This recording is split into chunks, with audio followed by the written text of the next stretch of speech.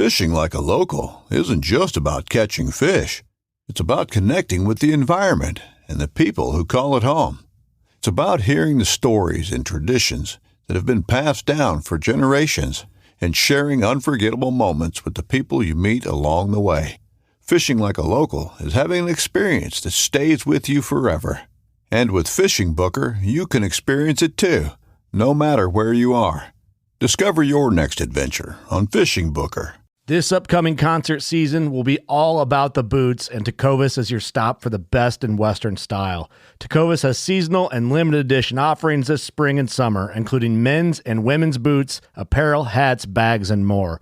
All Tecovas boots are made by hand in a time-honored tradition with timeless styles that are always on trend. And Tecovas has first wear comfort with little to no break-in period. It's hard to find this level of comfort paired with this level of style. Stop by your local Tecovas store, have a complimentary drink or two, that's WCB style, and shop new styles. The smell of fresh leather and friendly staff are at your service. Many stores even have leather custom branding to make your boots truly personalized. And with regular live music and events, there's no in-store experience like it. If you can't make it into a store, just visit tecovas.com. That's TECOVAS.com. They offer free shipping on all boots, as well as free returns and exchanges, and ship right to your door. Go to tecovas.com and find your new favorite pair of boots today.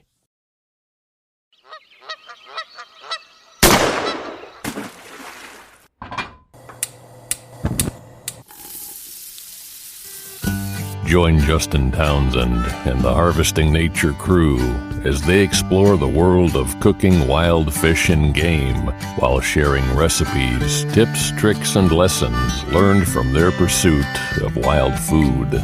We sure hope you ate before the show, 'cause you're gonna leave hungry. This is the Wild Fish and Game Podcast. Before the show kicks off here, I just wanted to tell you kind of what was going on and set the scene. So you'll hear me mention in just moments that this podcast is unique because it's taking place at our first ever wild pig hunting skills camp down in Texas. But what you won't hear me say in this podcast is that there's another opportunity to go to this skills camp. And that's actually live now on our website, where you can sign up to join us in December 8th through the 11th, back down in Texas for our second ever wild pig hunting skills camp. But also on our website, you'll notice that there's a fly fishing camp in Montana listed as well. And so that fly fishing camp's taking place the last weekend in July, the 28th through the 31st in Missoula, Montana. So that's also available for signing up. And both of those, depending on when you're listening to this, have an early bird special. And so the sooner you sign up for those camps, the more you'll save. And you'll know that you secured a seat because we only have 12 spots in each one available. So if you sign up now, you'll get the opportunity to come hang out with the Harvesting Nature crew, learn to fish or learn to hunt, or sign up for both and join us on our next big adventure. All right, we're live.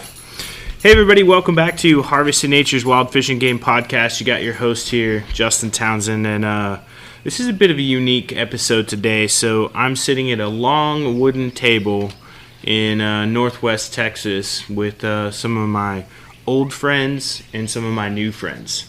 And I say that because we just spent the last, 3-4 days down here in Texas at the Wild Pig Skills Camp. So in that camp, we ran all of our new friends through everything from shooting out to about 100, 150 yards. We ran them through everything with ballistics, or an overview of ballistics, I should say, ammo, all that stuff as it pertains to hunting. Then we got them out in the hunting blinds here, hunting wild pigs, and man, there's a good amount of pigs, which is good, and we got a good amount of pigs. I'll tell you in a minute how many pigs we got and how much total weight everybody's walking away with. So after the hunt, we had a series of cooking and butchering demos, and both teams, we divided everybody into teams. Both teams cooked dinner each night, or one night, one the next night, and got to learn a lot of information. So our goal really with this camp was to anybody who attended, no matter your level or interest or ability within pig hunting, could come to this and learn the skills they needed to replicate this hunt somewhere else of their choosing. So insert whatever location, and in a lot of cases insert a different animal too. So this is just a well-rounded course that, one, allows you to put some meat in the freezer, and two, gives you the skills to keep growing as a hunter. So really, really excited that it happened. I'm going to let some of the crew give a discussion and talk about this, but I will preface this and say that we're going to be doing this again. We're going to come back here in Texas in December at some point, and we're going to firm up the dates, and we'll be sending those out via email to everyone, and we'll talk about it again on the podcast. But definitely looking to coming back, visiting with everyone, meeting more friends, maybe seeing some of the same friends, and then, of course, eating some delicious wild pig. So I'm going to circle around and go to Casey first. Casey Nordine here. Nice to talk to you guys again. Business manager for Harvesting Nature. It's been a great week. Beautiful here in Texas. Yeah, like Justin said, it's been a great overview, a great chance to meet new folks and see beautiful country. We started with a really good overview, which we'll have Ryan talk about here in a second. And I think everyone learned something new. We were talking about it, those taking the course and those giving the course, how much fun it is to see people that are proficient at doing specific skills and see people excited about learning a little bit from those people. So it's been a great week. Yeah, I'll turn it over. Adam. Hi, I'm Adam Brookmans. I'm also known as the Intrepid Eater, and I'm a field staff writer for Harvesting Nature. And my role on this camp was as a cooking instructor. So we took all the wild pig that was coming in, not all of it, a lot of it's going home with everyone too, but we took some of the wild pig coming in and transformed it into delicious dishes with the help of all our new friends here. And I think we really proved that there's a lot of myths when it comes to wild pigs, and they are not, in fact, disgusting. They are delicious, and we proved that over and over and over again this weekend. So, and I think too, like we cooked the majority of the pig, whether it not being the same pig because we used a couple different pigs for camp meat, but we cooked through like nose to tail, I would say. Yeah, pretty much everything you can cook on a pig. What were some of the highlight cuts? Well, it started off the weekend actually with Hogs head rillettes, which are basically a slow-cooked wild pig head, and shredded the cheeks and everything and turned it into a French-style charcuterie kind of meal, and that was served as an hors d'oeuvre. Yeah. And that's not a very common cut, but it's a delicious meal out of it. So it was good. What about you guys here? Do you guys have a favorite meal or favorite cut that you can think back that's like, holy smokes, that one like stands out to me the most?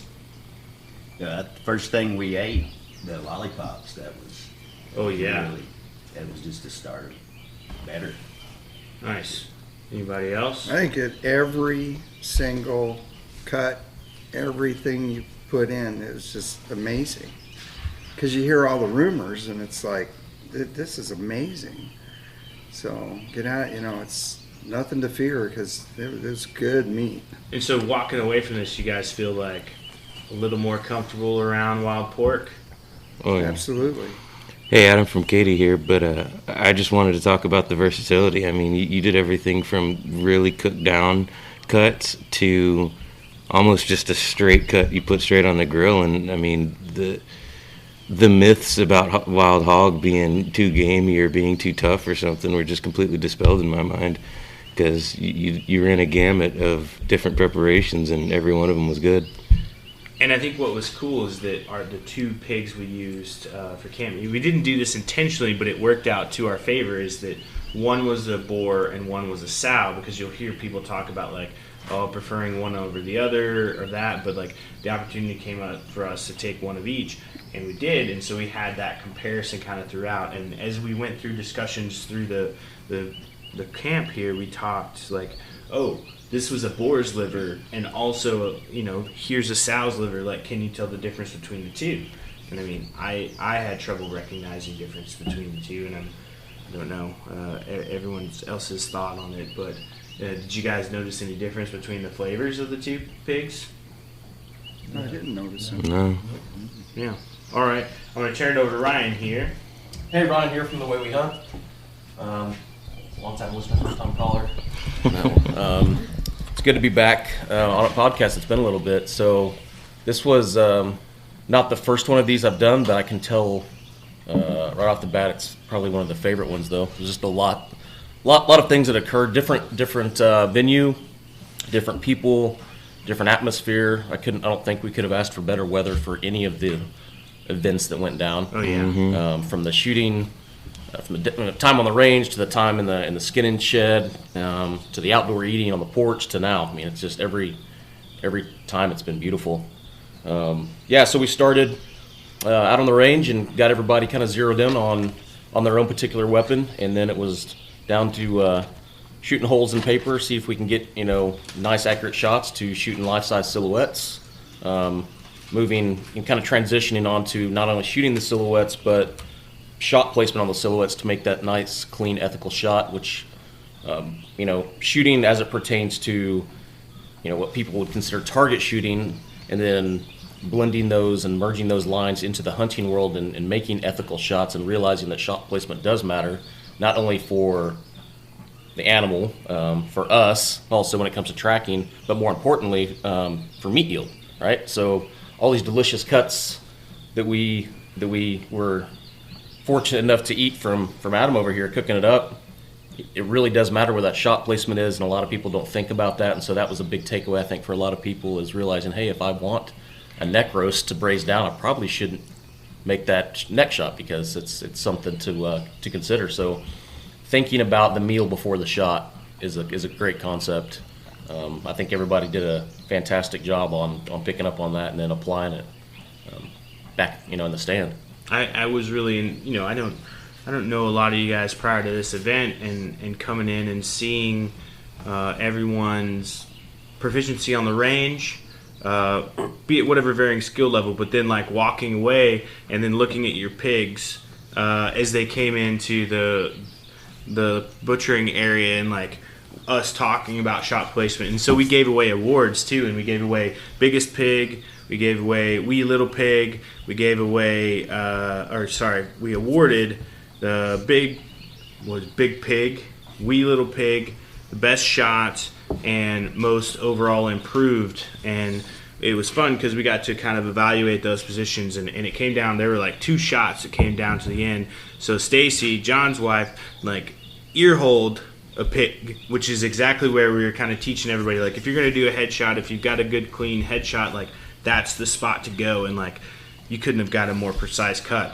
And then Greg, he lined up 2 little piglets, waited till they got in line with one each other, and then shot and put 1 bullet through 2 piglets, which, I mean, that's a planned, thought through shot, which is what we're looking for. Is like, oh my gosh, there they are, boom! Like that's not as a hunter, that's not an ethical move, because you need to understand your surroundings and your target and what's beyond it and all those things like that. So that was cool to see that sort of come to fruition. And with that, we'll talk a little bit about a size. So the varying, I mean, I think our biggest pig that came out was like 142 pounds, and the smallest at 12. And I think that's important when you think about eating pigs, is because you're going to get a variety of different pigs from the field, and then 2, if you have the opportunity to take meat, like there's no shame in taking a small piglet. There's no shame in taking a giant boar. You just understand that like there's some complexities and nuances that are going to come with that meat that need to be addressed and taken care of properly. And I think we chatted through a lot of that with everyone here. So that makes that very, very fun. And I don't know, Greg, how do you feel about taking home some wee little guys? Well, that didn't really matter to me. That's what the opportunity came, and my wife will let me come back now. So. And we were talking too yesterday. You were asking Adam Berkowitz and myself about like, hey, what's going on? What do we want to do, or what should I do with with this? And we talked about barbecuing and smoking and couchon doulet and like all these kind of different recipes and meals. And so I mean, there's definitely room to have that meat in the freezer. So super excited for you. And then down at the end of the last of our crew, we got Adam Steele, hailing from Central Florida. Hello, everybody. Adam Steele in the rear with the gear. So Adam did the butchering portion of our event. You want to tell us a little bit about the processing and what we did and what we talked about? Yeah, I think it was great to everybody get a hands-on anatomy lesson and learn from the inside out what shot placement can do, and being able to get a bigger picture before they go out in the field and shoot with intent and then cut with intent. You always want to think about what you want the end product to be before you do anything. I think we connected the dots for everybody to make that happen.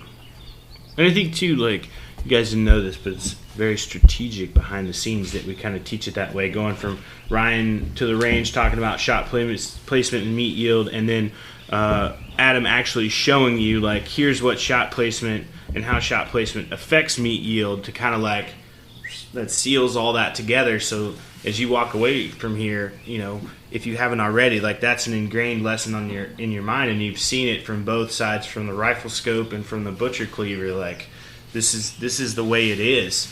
So I really enjoyed hanging out here with you guys. I'm excited, and Casey laughs at me a little bit because I get fired up, and I'm like, yes, we've got, like, this was a good group of folks. Everybody came from different places. Like, real quick, just say, like, state where you guys are from.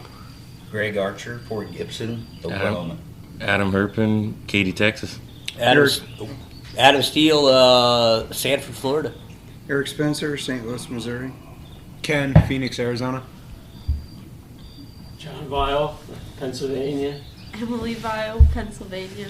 And then you heard from the crew, so you got where we're from, and so very diverse group. And we're still some folks are packing up. We're here on our last day. Everybody's about to pack the meat in the coolers and head for the house. So some of those are there too. But no, I had a group. I think all in all, nine total participants, and then you got five crew here, and then we've got the outstanding hospitality of the ranch we were at Lost Creek Ranch. So super excited to work with them on some future camps, and to be invited into this space and have this type of opportunity to be created. So really, really, really fun event.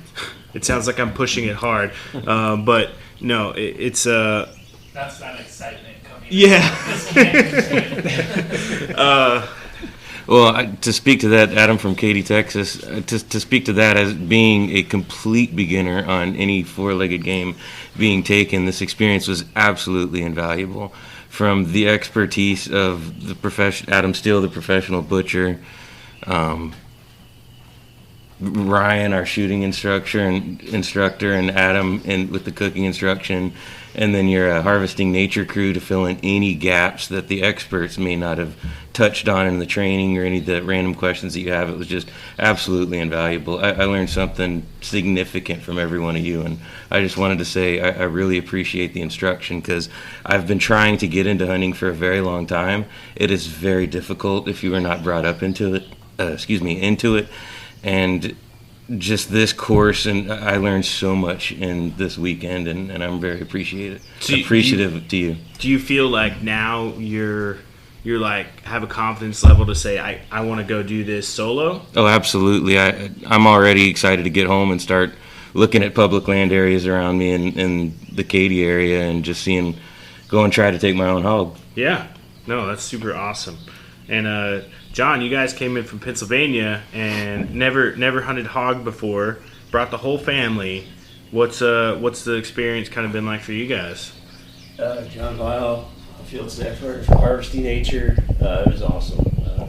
Myself, my wife, my 2 kids, we all came down. It was a great family event, and I think it covers all skill levels. My wife has never shot a rifle before.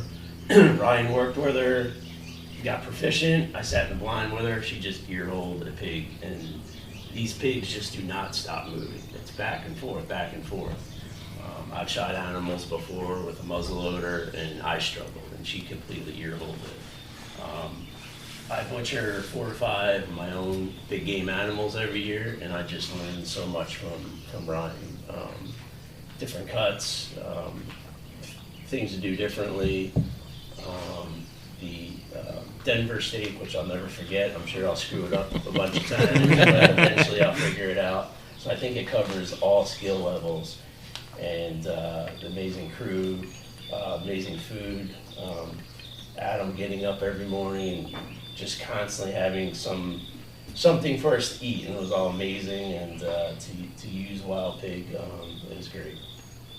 Yeah, and I think we the purpose being to really highlight the versatility at the consumption level. So I'm thoroughly ecstatic that you guys came and were able to enjoy it, and that Emily got some extra opportunities to get out and hunt, which was fun. So the axis deer. So there's a lot of varying animals, some exotics here on the ranch too. So it's a mix of high fence and low fence here, and I know there's some folks out there that are like, well, wait, you guys, in your wholeness that you are, have been very, very involved in public land and very involved in hunting in private land and other places. So where does sort of this high fence hunting fit into the picture? And I think it creates an opportunity where other opportunities aren't available.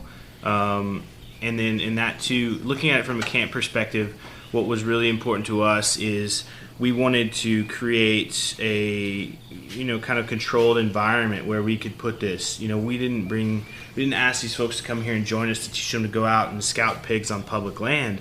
Like, in order to do the butchering, the processing, the eating, the cooking, like all that has to be done in a way, and we need to have the wild pigs to do it. And so really that element of the hands-on approach to it all is, that's invaluable, because we can all sit in a classroom and I can show you a drawing of, hey, here's the anatomy of a wild pig. Like, here's a picture of, this delicious breakfast sandwich made with wild pork sausage. But until you do it yourself, until you, get the dirt under your fingernails and the blood on your clothes and the grease splatters and all that, like, until you get that, it's not something that's truly like a holistic experience. And I think that's why we went with that. No matter high fence, low fence, whatever, like, wild pigs in Texas are still an invasive species. They're not like purposely breeding them in a pen and letting them go here. Like, this is a large place and there's lots of pigs running around, and it's still, like, it's great to have them, but they still have to be managed. And as hunters, a lot of that leans on us to help manage populations, through research and through data and responsibly and ethically. So in doing so, we're able to walk away with some delicious meat, which I think is to bring it sort of all full circle and gives me the warm fuzzies at night when I put my head on the pillow. So, I don't know, some thoughts. How'd you guys like the place here, the facilities? What are your thoughts and ideas? I think it was awesome. I mean, I wish we had a couple more days to stay just to hang out and relax. There's so much to do with the cooking and butchering classes and hunting.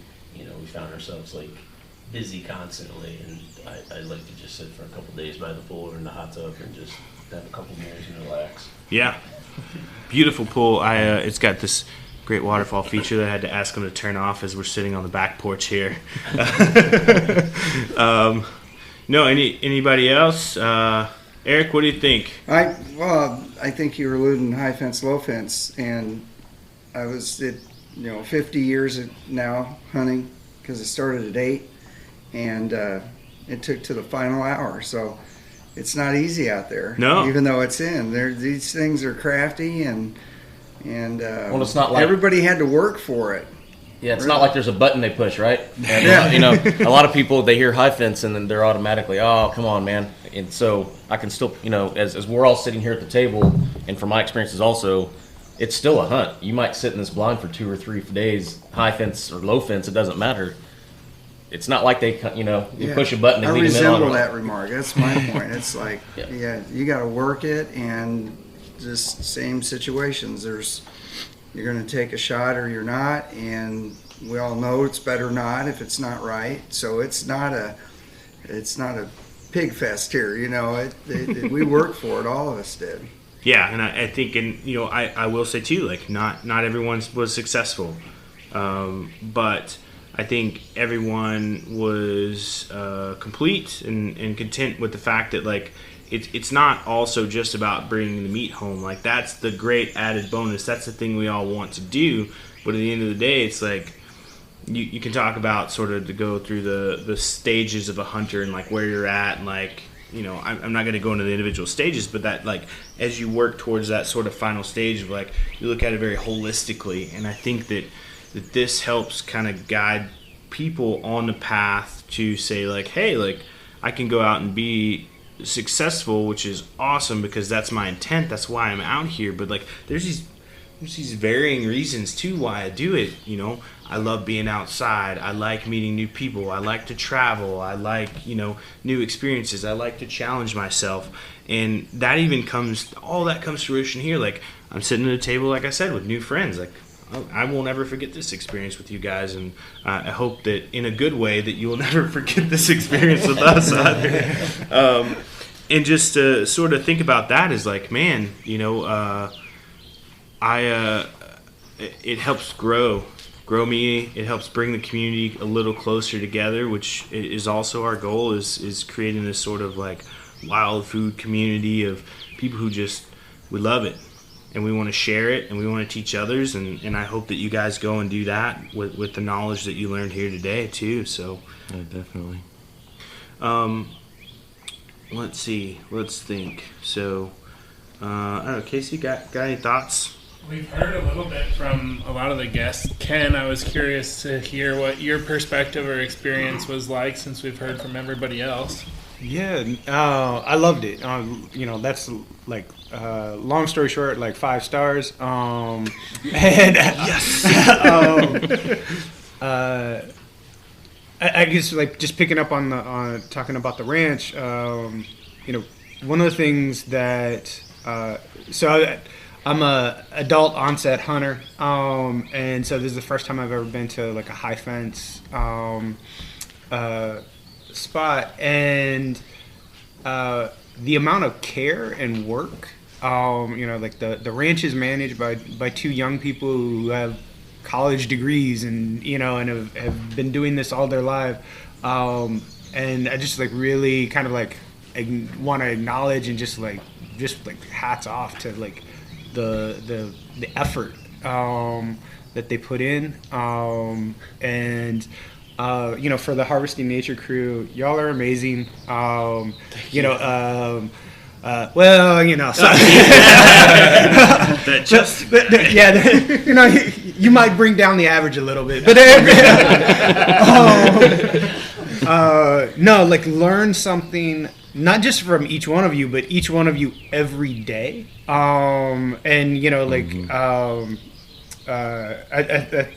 know, I agree with Texas Adam that, you know, like this has definitely been, you know, like a confidence booster, and also just like, it like kind of opens up so much like the world of possibility. You know, like on food, on hunting technique, on shooting techniques, everything. And so yeah, I'm just really appreciative of the experience. Invite you all out to Arizona, and we put something together out there. But yeah, definitely want to be back too, just for the community. So. And I appreciate that, and thanks for the mostly positive feedback. hey, Ken's a little humble here. He was 10 for 10 on trivia. Oh, yeah. And we learned that a group of pigs is... That's a sounder. Sounder. And what temperature does trichinella die at? That's 137. 137. Yeah, that's the important one. Not 135. You'll still get it. Not 138, because then Adam from Florida is getting upset because we're overcooking. It's 1 degree over. If you hunt enough, you learn the truth. What you seek speaks a language and knows it well. That's why every Primo's call for everything you hunt is made the right way. We sweat every detail, so you get more out of every hunt, and nothing leaves our hand until we know it'll work in yours.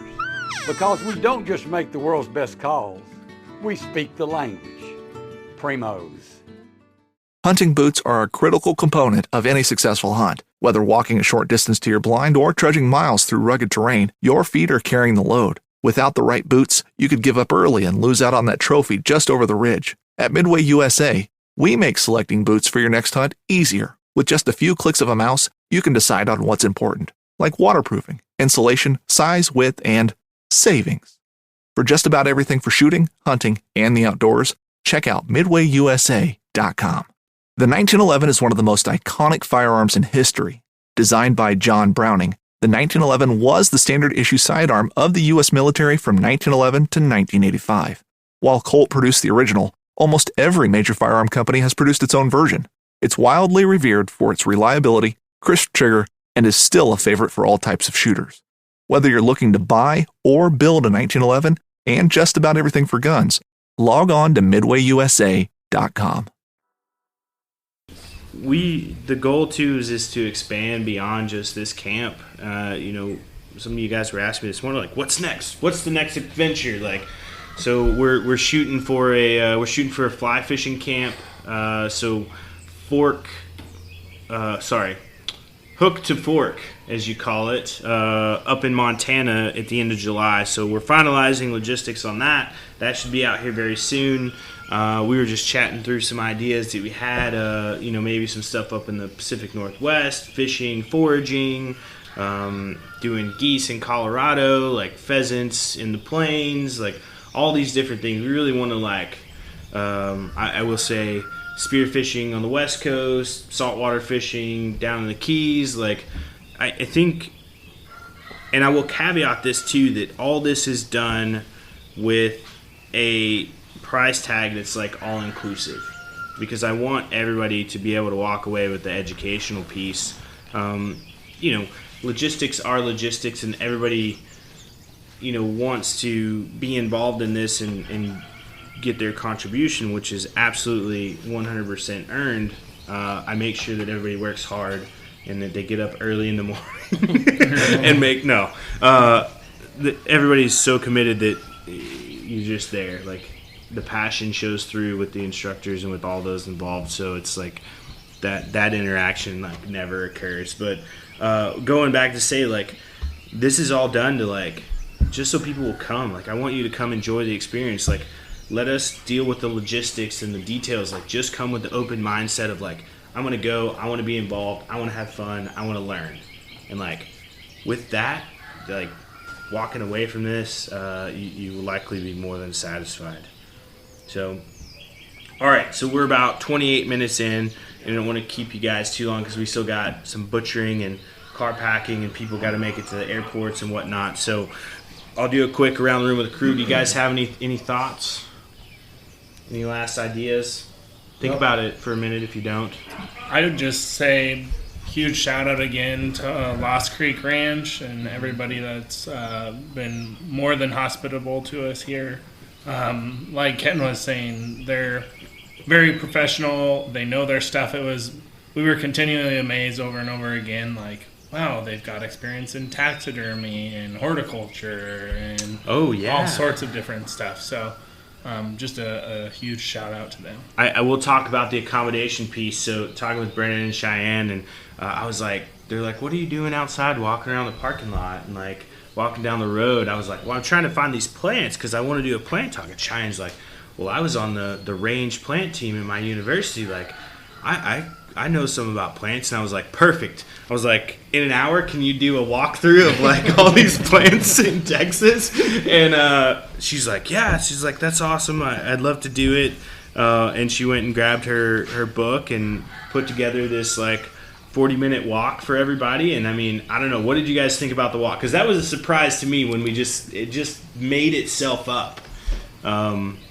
It was definitely one of the highlights. I think the part of what like I really just actually was like blown away with is like there's folks who have like kind of like book learning, and then like there's like the real world, and she has a blend of both, and it's like this is what this plant is, but this is actually how you use it, or this is like what different animals use it for different times a year. And that was just really cool. I think too, that one that like you hit it on the last one that like really piqued my interest. One, here's the plant that will kill you, so don't eat it. Two, like turkeys love to eat this in the fall, so if you're out there in the fall and you see a field with this particular plant in it, that may tell you like, oh yeah, turkey could come through here because there's a lot of available food source. And that really got my brain moving of like, I need to be better about that, because I think a lot about food for me, but when you talk about food for the animals, like in the natural world, like that helps kind of sharpen my skills as a hunter to say, this place looks really good. Maybe nobody's looked here because it's kind of out of the way, but in judging this habitat, like this could support wildlife pretty well. Like this is the place to be. So any thoughts from the crew?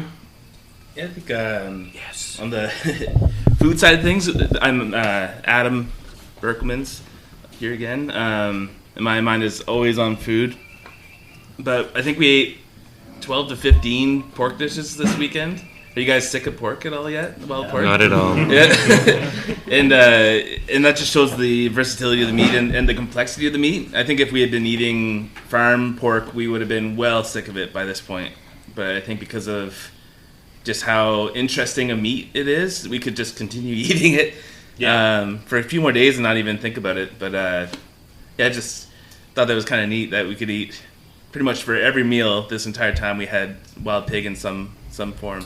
And the embracing of nails to toe, or not nails to toe, yeah. Eating the whole animal is just like, we talked a lot about different cuts and the wiggly bits, and like I think there were people that tried liver and heart for the first time, and tongue. Yeah. And like experiencing different flavor profiles from the same animal just based on the cut was like a huge way of like, we can have pork for several days in a row and not get sick of it. Yeah. It's not too, like these dishes are very masterfully crafted. I'll give you that, Adam. It's not like we're having barbecue and potato salad. Not that there's anything wrong with that, because I love those foods, but like to eat barbecue and heavy meals like every day over and over, it just like that would weigh on me. But you guys are 100% right. Like this is something easily incorporated into my diet and added in there with the fish and the venison and the elk and all that other stuff. Is just like, boom, here's my pork dishes. So we split you guys into teams, right? We had the green team and we had the orange team, and you guys cooked. Orange team, what did you guys cook? Remember? We cooked a schnitzel. Yeah. What else? The German potato salad. Yeah, with hot cabbage. That was really good. What's that one? What's the full name? I don't know if I'm pronouncing it right, but I think it's rotkohl. It's a red cabbage, like a braised red cabbage dish. Yeah. That was super good. I liked it. Adam Steele was the fry daddy on that one. And then the green team, you remember what you guys cooked? They're Thai skewers. I don't remember the exact. Mu ping.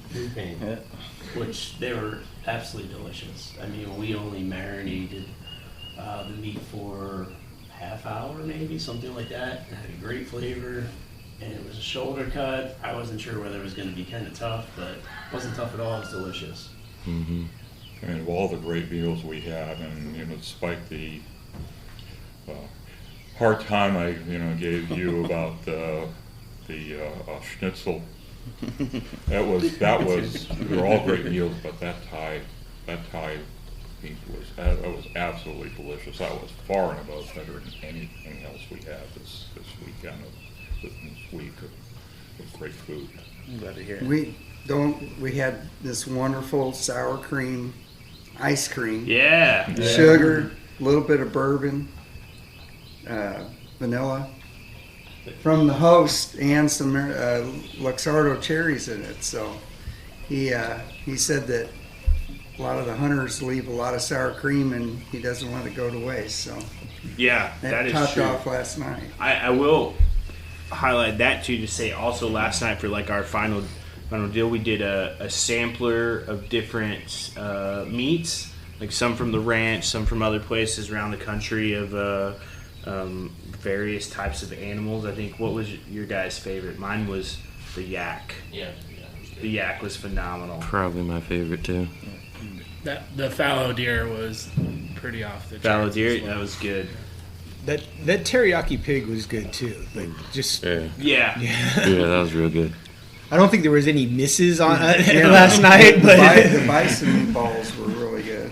I think I'll say it this way: wait I a didn't minute, have there were anything bison bad. meatballs. They must have gone quick. I think second up there was like that Neil Guy, the Neil Guy summer sausage. Woo.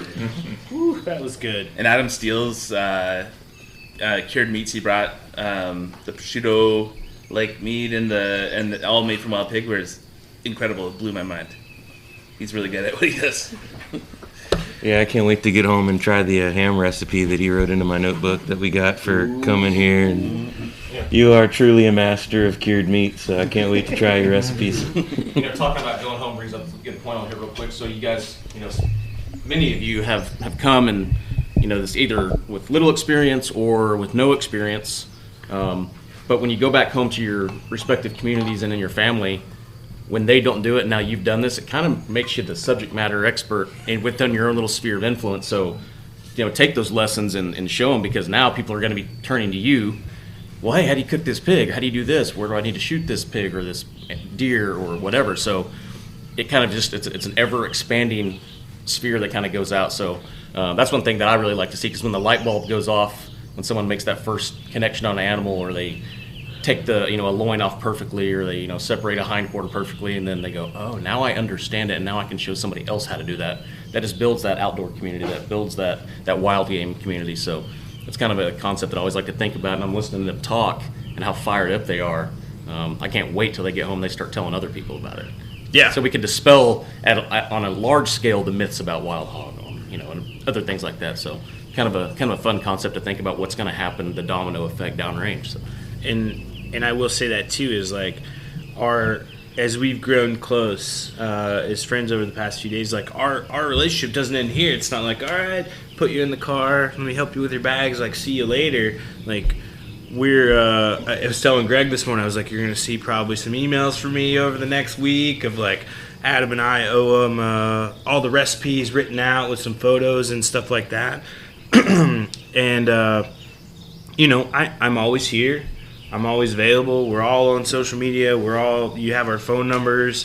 I get lots of random text of pictures of meat and food and people sitting in tree stands giving me thumbs up. And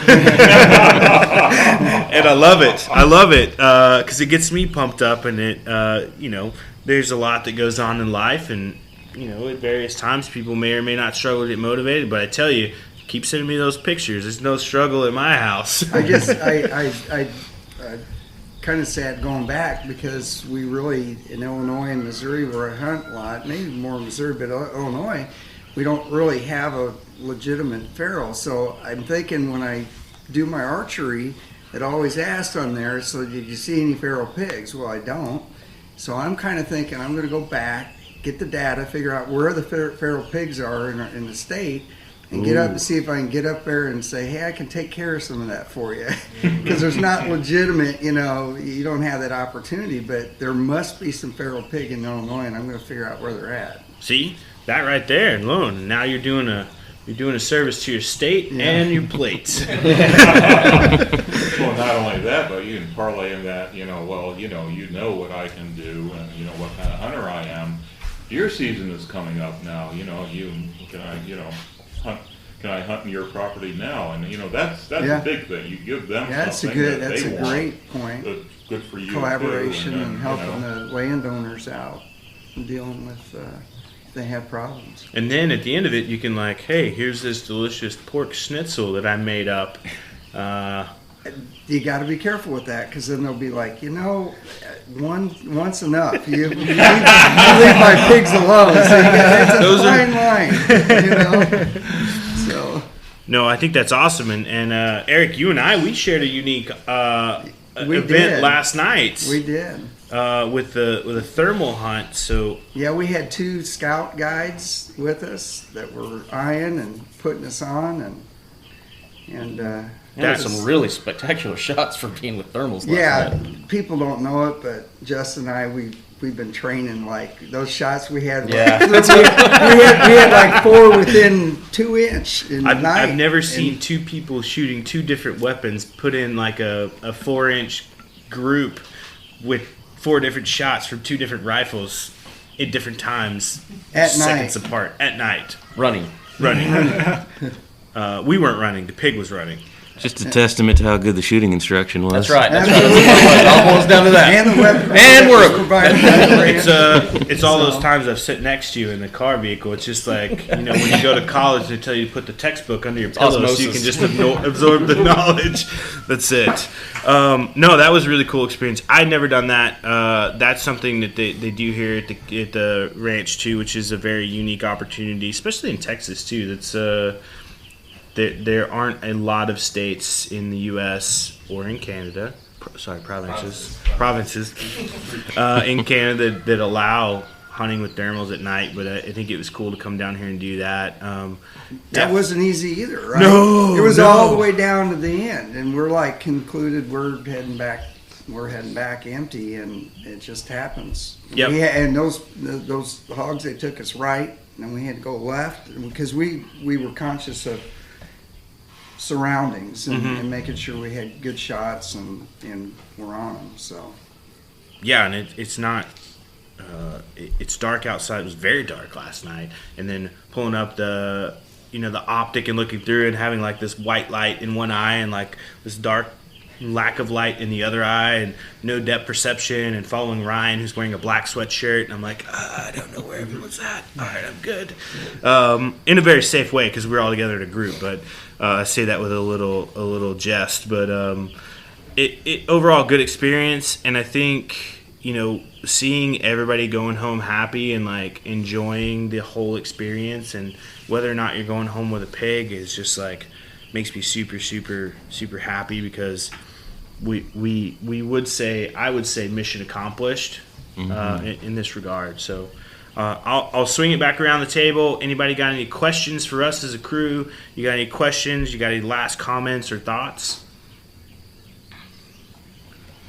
Adam from Texas here again. I just want to say thank you. I can't tell you enough how informative this weekend was. You're truly doing a service to the hunting community, because whether they realize it or not, I know a lot of them don't like more pressure in the woods, but a lot of them don't realize that the fewer hunters there are, the fewer people voting on hunting initiatives. And so you're doing a huge service to build that community up and to keep the traditional conservation principles of this country alive. So thank you both for the personal gains and for the societal gains that you're putting out there. Thank you. All right, moving around to that side of the table. I'll be completely honest. I know I can't do this the rest of my life. There's going to be a time where physically I'm not able, and the selfish part of me wants to eat like this the rest of my life. So teaching other people and seeing that light come on is a huge win for me, because on my deathbed I can be like, hey guys, I need this to eat. And I know someone out there to bring it to me. No, just deep appreciation, and I think Texas Adam summed up all the big stuff. But the one thing I would just add is if you're out there, you're listening to this, and there's another one of these sign up, do it. it's a little bit of a leap of faith, but it's not as big a step as you think it is. And what you step into is community. What you step into is a world of learning, and really good eats. Mm-hmm. I just want to thank everybody, the ranch, but especially Brendan and Cheyenne, for all the work that they've done. My daughter Emily has wanted to shoot an axis deer for about 4 years now, and they put on one of the biggest hoaxes in my life. Half a day thinking that Emily had shot and missed, and for hours I kept questioning her, well, how could you have missed? How far was it? Didn't you range it? And here we go to go out in the evening hunt, and here's this beautiful axis sitting in the back of the 4x4. So, I mean, that was awesome. I think that was the highlight of my weekend, seeing her tell you, then your reaction, and then her reaction to your reaction. I wish I could capture that moment, because it was something very special. Yeah, I think you ended up with some hot sauce in your eyes. I did. It brought a tear to my eye seeing you guys, and then we had just eaten some like really spicy sriracha sauce. And I was wiping the tear out of my eye, and I just kept crying for about a half hour. That was seeing that. There are worse things you can touch after you put something hot on you. We won't talk about it. I'm just glad it was my eye. Mike is the most experienced at the table, so he knows. All right, going around.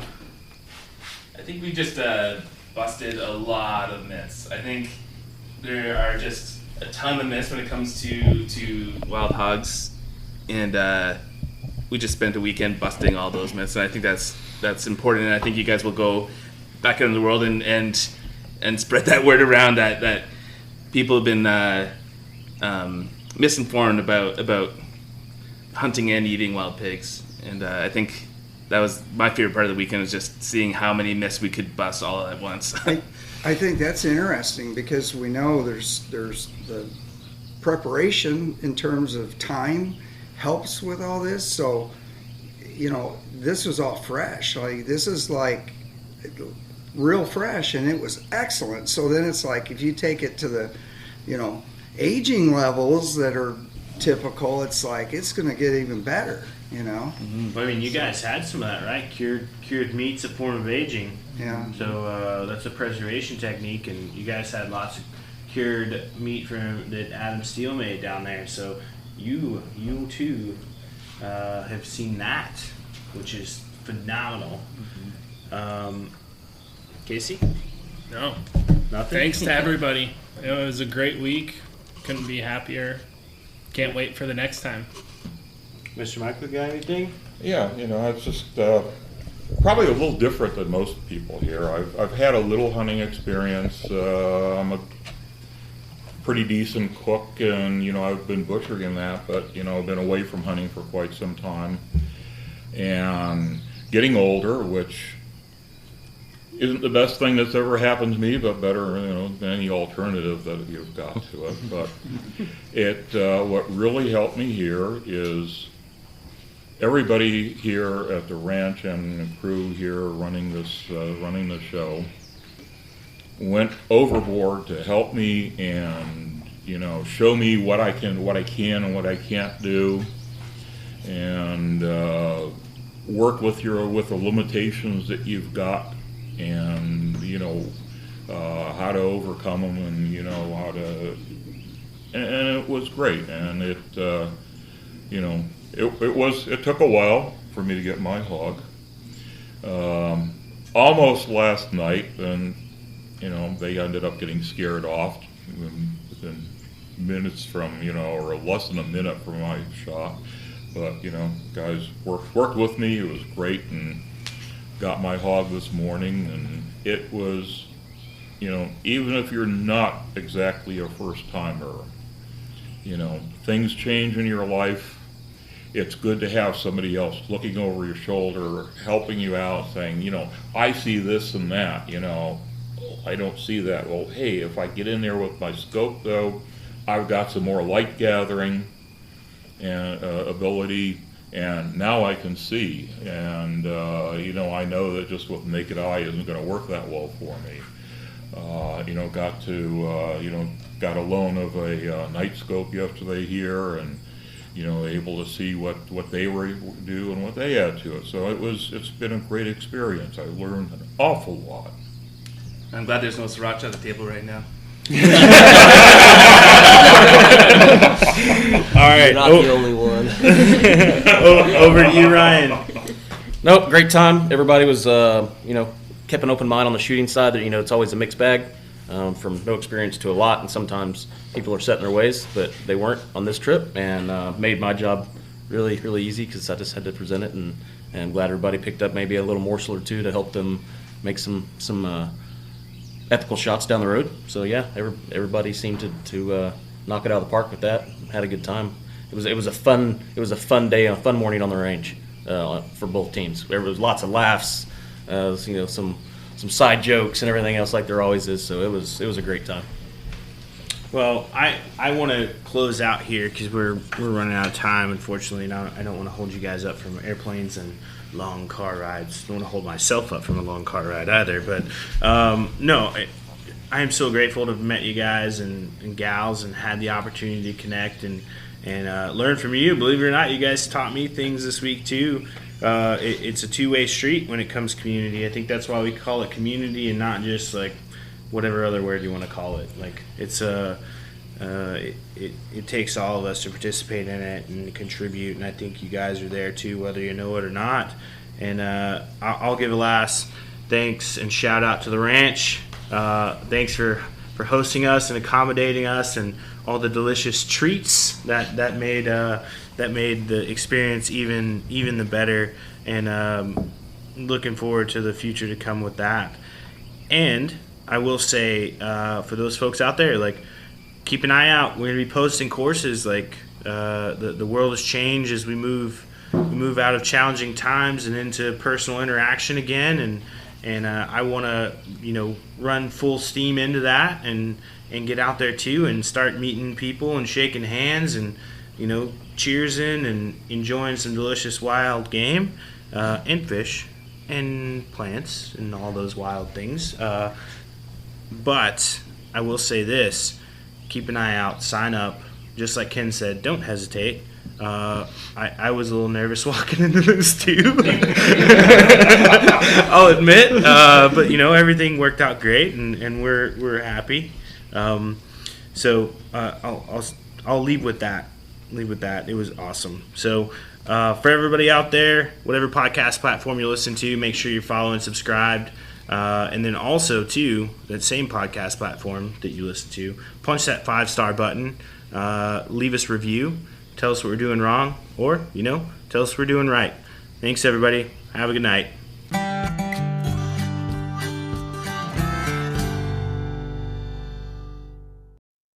I'm Will Cooper, host of HuntStand's Make Your Mark podcast. For even more content, be sure to watch the original films from HuntStand Presents on the Waypoint TV channel every Tuesday at 10 p.m. Eastern. Visit waypointtv.com to learn more. A life that has the stories to back it. A life to be proud of. It's a Winchester life. Yeah, baby. 6'8" Western. Oh, mule deer, baby, right there. Tune in every Tuesday at 7 p.m. Eastern on Waypoint TV.